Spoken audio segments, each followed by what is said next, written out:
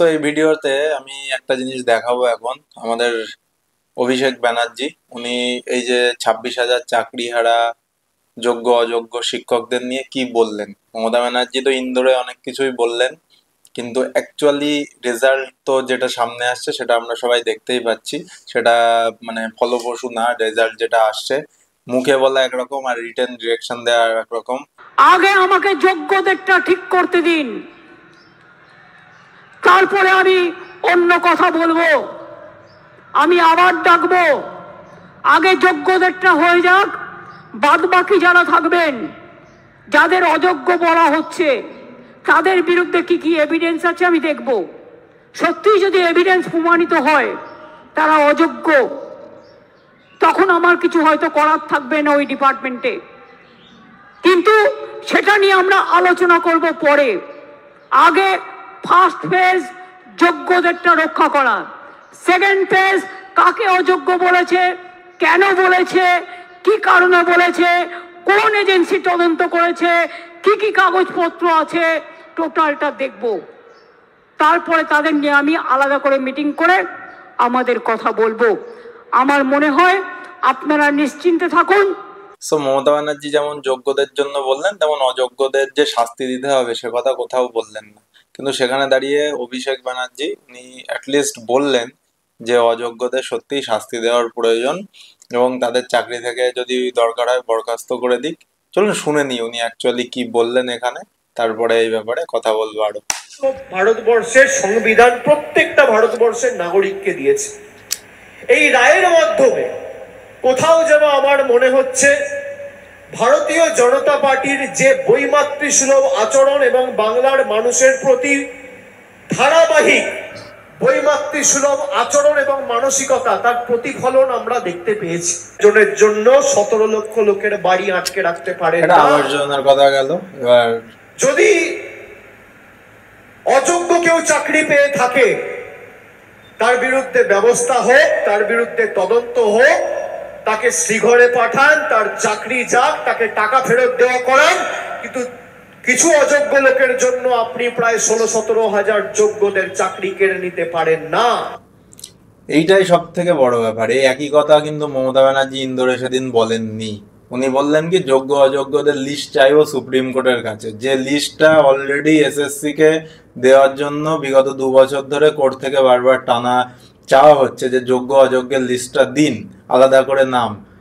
কিন্তু এখানে অভিষেক at least specific ভাবে এটা উল্লেখ করলেন যে অযোগ্যদের যাক এবং তাদের শাস্তি হোক, শ্রীগড়ে পাঠানো হোক। এটা একটা ডিফারেন্স যথেষ্টই দেখা যাচ্ছে। কিন্তু অভিষেকের এই কথাটা কতটা এফেক্টিভ হবে জানি না। অভিষেকের এই কথাটাই এফেক্টিভ হওয়া উচিত, বাট মমতা ব্যানার্জি কতটা গ্রান্ট করবে সেটাই বড় ব্যাপার। কারণ এখন তো আর কিছু চাকরিহারাদের হারানোর নেই। বাট অভিষেক এটা একদমই ঠিক বলেছে। তো দেখা যাক এরপরে আর কি বলেছে। একজন কেউ তালি। আমি এখানে বিজেপির ধারাবাহিকতা দেখছি যে একজন ভুল করেছে পুরোটা বাতিল করে দাও। আচ্ছা বলুন তো, এই হাসপাতালে 100 জন ডাক্তার, পরবর্তীকালে 300-400 জন ডাক্তার কাজ করবে, 1000 জন স্টাফ কাজ করবে। কেউ যদি কোনো ভুল করে থাকে হাসপাতাল বন্ধ করে দেওয়া উচিত। একদম সঠিক কথা, সঠিক এক্সাম্পল এখানে, যে একজনের ভুলের জন্য হাসপাতাল কেন বন্ধ হবে। তেমনি যারা অযোগ্য শিক্ষক তাদেরকে বরখাস্ত করুক, যোগ্যদেরকে বহাল রাখুক। এই একই জিনিস তো সুপ্রিম কোর্টেও করা কোথাও না কোথাও উচিত ছিল, যেটা সবার দাবি। যাই হোক, এই বিচার কোনোভাবেই মানে মেনে নেওয়া একজন সাধারণ মানুষ হিসাবে সম্ভব নয়। কারণ চাকরিতে বহাল থাকা উচিত ছিল, তাদের চাকরিটা কোথাও না কোথাও চলে গেল এই অযোগ্যদের জন্য। এবং এর জন্য যদি কাউকে দায়ী করতে হয়, অবশ্যই এসএসসির সাথে সাথে সরকারের লোকজনও দায়ী। কারণ তারা যদি যোগ্য অযোগ্যের লিস্টটা প্রথমেই দিয়ে দিত, যেটা এখন দেওয়ার জন্য রাজি হয়েছে। আগের দিন ব্রাত্য বসু বললো 21 তারিখে সাবমিট করবে মিটিং এর পরে। সো দেখা যাক 21 তারিখে কি সাবমিট করে, না এটাও আবার কোনো নতুন, সেটাও দেখা যাক। 21 তারিখেই বোঝা যাবে যে সাবমিট হচ্ছে কি হচ্ছে না। কারণ সাবমিটের সাথে সাথে যদি ওয়েবসাইটে আপলোড করে তাহলে তো সামনে চলে আসবে যোগ্য অযোগ্য। তারপরে অ্যাটলিস্ট যোগ্যদের চাকরি তো বহাল থাকা উচিতই। কারণ এখানে মানে সবাই দিন রাত এক করে পড়ে চাকরি পেয়েছে, এটা মানতে হবে। অভিষেক অ্যাটলিস্ট জনসমক্ষে দাঁড়িয়ে এতদিন বাদে প্রথমবার মানে এটা সামনে আনলো এবং স্বীকার করলো। এই জন্য অভিষেকের মধ্যে যে জিনিসটা আছে, নতুন প্রজন্মের সাথে নতুন ভাবে জিনিসপত্রকে দেখা, এটা একটা স্পেসিফিক। কিন্তু মমতা ব্যানার্জির ইন্দোর স্টেডিয়ামের বক্তব্য একেবারেই লাস্টে সমর্থনযোগ্য না। প্রথম দিকে যাও একরকম যাচ্ছিল, তাছাড়া তো ওয়েব কুপার মানে সদস্যরা ভেতরে ভর্তি ছিল পুরো, সব যোগ্য ব্যাস পড়ে। আর লাস্টে যে অযোগ্যদের নিয়ে যে বার্তাটা দিল সেটা তো একদমই কাম্য নয়, যে আমি পরে দেখবো যে কি কেন অযোগ্য সেটা জানবো। আরে কেন অযোগ্য সেটা জানবে, পার্থবাবু জেলে বসে আছে কি জন্য, কেন অযোগ্য সেটা জানবে। আর সব থেকে বড় কথা, যদি এই রায়টাকে আমরা খুব ভালোভাবে দেখি, 17 রকম উপায়ে চাকরির মানে এদিক ওদিক করা হয়েছে। সো যারা করলো তাদের কোনো শাস্তি হলো না, শাস্তি কারা পেলো? এই শিক্ষকরা, যোগ্য শিক্ষকরা। কিন্তু 17 রকম উপায়ে তো একা চেয়ারম্যানের পক্ষেও করা সম্ভব হয়নি। এসএসসি দপ্তরের নিশ্চয়ই লোকজনরা জড়িত ছিল, কিন্তু যাদের জন্য এই নিয়োগ স্বচ্ছ হয়নি তাদের তো সবাইকে খুঁজে বের করে শাস্তি দেওয়া উচিত। ওই টাইমে যারা এসএসসি দপ্তরে চাকরিরত ছিল, ইচ অ্যান্ড এভরি পার্সন যারা এর সাথে যুক্ত ছিল, তাদেরকেও তো শাস্তি দেওয়া উচিত।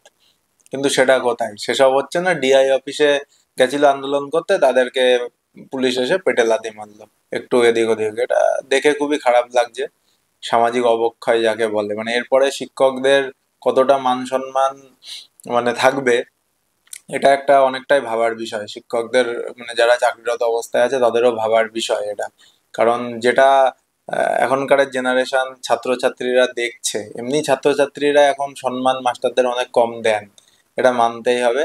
আজ থেকে 10 বছর 15 বছর আগে যে সম্মান প্রাপ্ত ছিল সেই সম্মান এখন পান না। তারপরে এই সব দেখার পরে সমাজে কতটা অবক্ষয় হবে এবং এগুলো কি বার্তা দেবে স্টুডেন্টদের মধ্যে, সেটা আরেকবার ভাবার প্রয়োজন আছে যারা শিক্ষকরা এখন কর্মরত আছে। সো এই ভিডিওটা এই পর্যন্ত শেষ করছি এখানে। 21 তারিখের দিকে এখন অপেক্ষায় থাকলাম, কি দেখায় ওই দিন দেখা যাবে। সুপ্রিম কোর্টের আইন অনুযায়ী করব। আমাদের plan A ready, B ready, C ready, D ready and E ready. আপনাদের তো কেউ চাকরি টার্মিনেট করেনি এখনো পর্যন্ত, করেছে কি? কোন নোটিশ পেয়েছেন? আপনার বিরুদ্ধে দুর্নীতি না যদি প্রমাণ করতে পারে তো কি আপনাকে কেউ যেতে বারণ করেছে? আপনি আপনার কাজ করুন না, আপনার কাজ কে বারণ করেছে? ভলেন্টারিলি সার্ভিস কিন্তু সবাই দিতে পারে। ধরুন যদি না করে, সুপ্রিম কোর্ট অল্টারনেটিভ যা করার আমরা করব। আপনারা যাতে আবার চাকরি ফিরে পান তার ব্যবস্থা প্রসেসের মধ্যে দিয়েই 2 মাসের মধ্যেই কমপ্লিট হবে এবং আপনাদের চাকরি ব্রেক হবে না। কারণ আপনার এক্সপিরিয়েন্স এবং অ্যাডিশনাল কনসেশন আপনারা পাবেন যারা 10 বছর ধরে চাকরি করছেন। প্রতিনিধি সোমরাজ রয়েছে আমার